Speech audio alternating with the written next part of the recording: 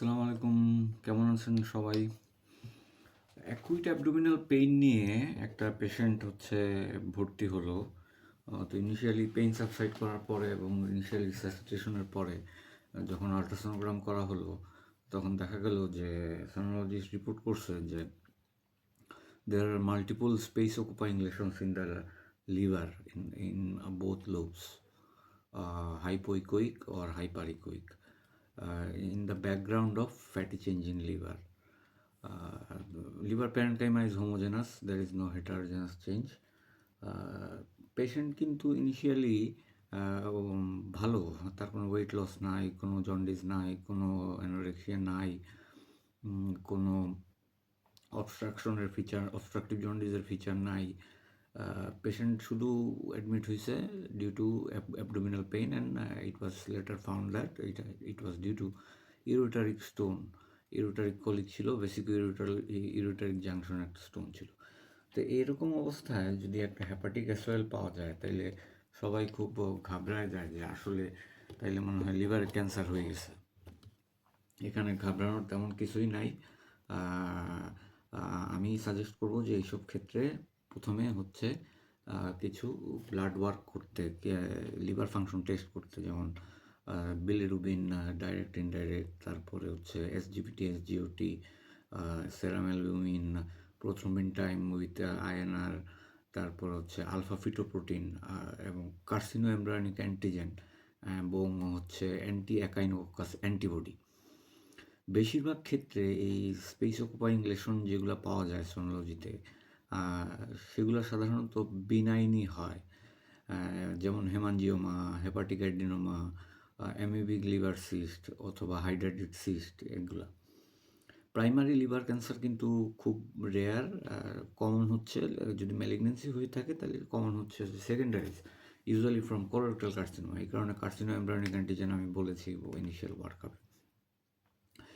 তো ইনিশিয়াল ওয়ার্কআপে যদি সব কিছু নর্মালি থাকে, তাইলে মোটামুটি পেশেন্টকে রিঅ্যাসিওর করা যায়, আশ্বস্ত করা যায় যে ঘাবড়ানোর কিছু নেই। Next step of investigation will be doing a triphasic CT scan of hepatobiliary system. এবং এখানে যদি আমরা এসওএলগুলো পাই যে আর্টেরিয়াল ফেজের রিম এনহান্সমেন্ট, তাহলে এটা সাধারণত হেমানজিওমা। আর যদি এরকম কিছু না থাকে, তাইলে সেক্ষেত্রে যদি পেশেন্ট ওমেন হয় এবং ওসিপি নেওয়ার হিস্ট্রি থাকে, তাইলে এটা সাধারণত হেপাটিক অ্যাডিনোমা। খুব রেয়ার কেসে কোলোরেক্টাল ক্যান্সার প্রাইমারি সাইটে অরিজিনেট করার আগে লিভারে মেটাস্টেসিস করে, প্রিকশিয়াস মেটাস্টেসিস বলে এটাকে। এটা খুব রেয়ার কন্ডিশন। সো এরকম যদি আল্ট্রাসোনোগ্রামে যদি হেপাটিক অ্যাসওয়েল পাওয়া যায়, ঘাবড়ানোর কিছুই নাই। আমরা প্রথমে লিভার ফাংশন টেস্ট করব, তারপর একটা ট্রাইফেজিক সিটি স্ক্যান করবো হেপাটোবিলিয়ারি সিস্টেমে।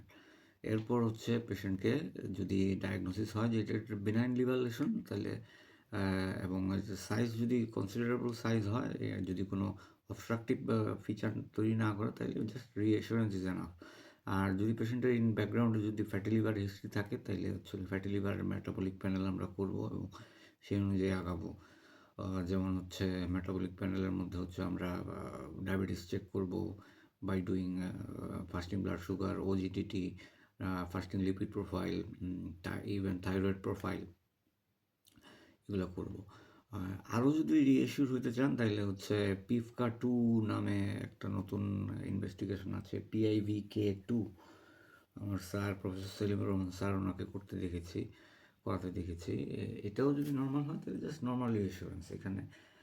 এখানে মাল্টিপল লোব অফ লিভারে মাল্টিপল এসওএল, এখানে সার্জিক্যাল কোনো রিসেকশনের অপশনও নাই, হ্যাঁ, এবং সেটা ভালো আউটকাম দেবে না এবং প্রয়োজনও নাই। যদি অ্যান্টি অ্যাকাইনোকাস অ্যান্টিবডি নেগেটিভ হয়ে থাকে, তাহলে তো হাইড্রেটেড সিস্ট নেগেটিভ, আর সেটা তো আমরা ট্রাইফেজিক সিটি স্ক্যানে বুঝেই যাব।